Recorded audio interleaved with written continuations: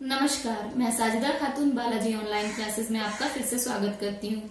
आज हम class 3rd की हिंदी फर्स्ट में चैप्टर 3 स्टार्ट करेंगे, जिसका शीर्षक है चाणक्य की चतुराई।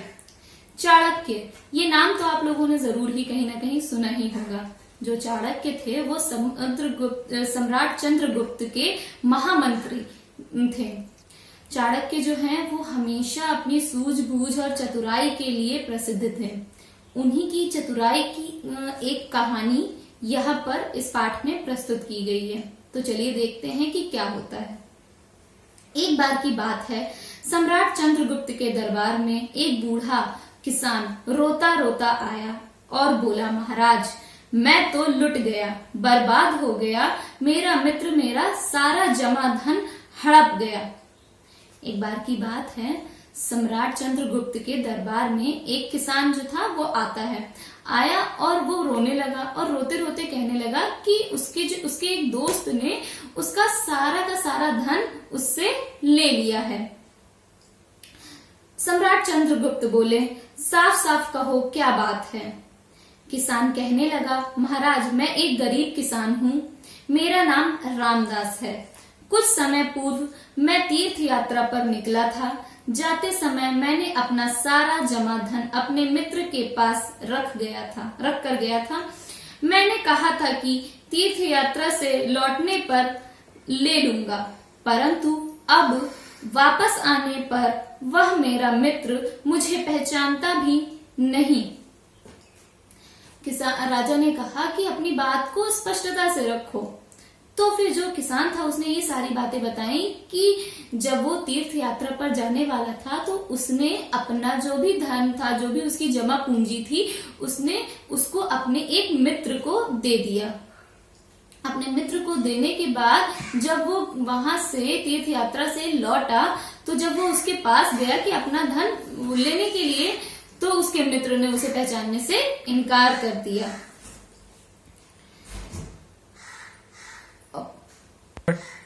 कहता है, कौन सा धन, कैसा धन, मैंने तो तुम्हें कभी देखा ही नहीं। महाराज, मैं क्या करूं, मेरे साथ न्याय कीजिए। उसका जो मित्र है उसे पहचानने से इनकार कर दिया और उससे बोलता है, कैसा धन, कौन सा धन, मैंने तो तुम्हें कभी देखा ही नहीं है। और अब महाराज बताइए आप ही, मैं क्या करूं। चंद्रगुप्त ने पूछा, तुम्हारा कितना धन था। किसान बोला, महाराज 5000 सिक्के। चंद्रगुप्त ने पूछा, क्या तुमने अपने मित्र से के लेन देन के लिए कोई लिखा पढ़ी की थी।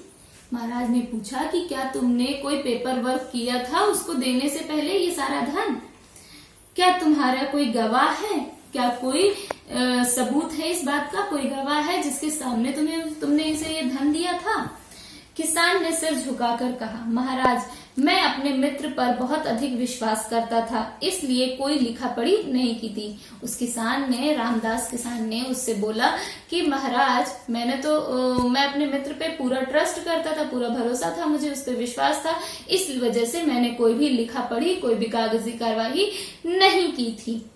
मंदिर के बाहर उस स्थान पर दोपहर में कोई आता जाता भी नहीं, अतः मुझे धन देते हुए और मेरे मित्र को धन लेते हुए किसी ने भी नहीं देखा।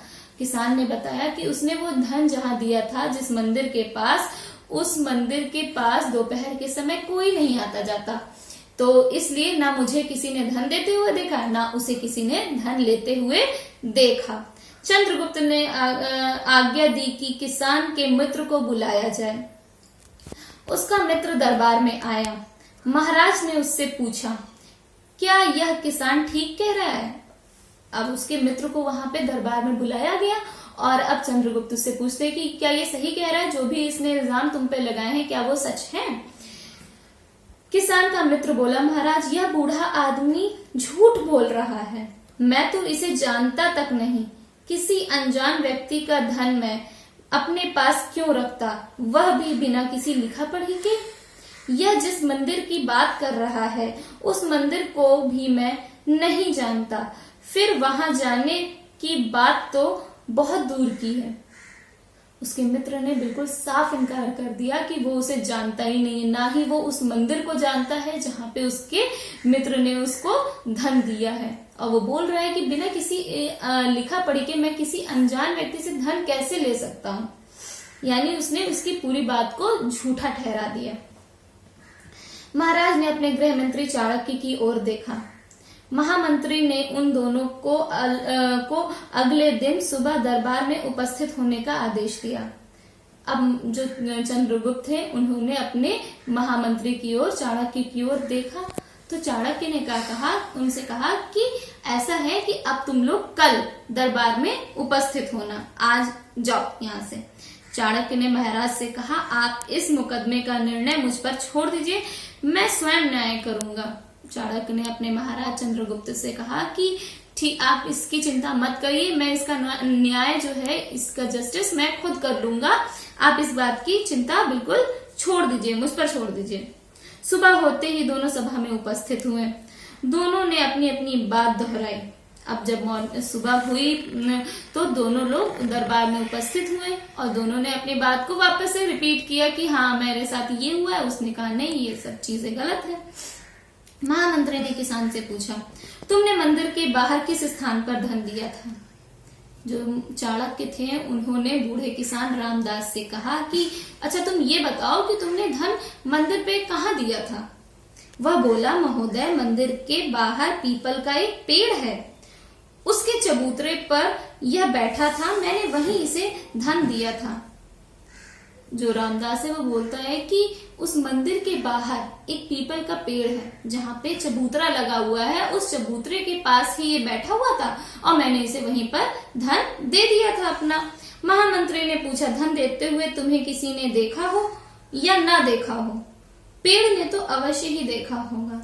अब चाणक्य ने अपनी बुद्धि से ऐसी बात कह दी कि चलो ठीक है, किसी ने देखा हो या ना देखा हो, लेकिन जिस पेड़ के नीचे तुमने उसे दिया था धन, उस पेड़ ने तो तुम्हें धन देते हुए जरूर देखा होगा।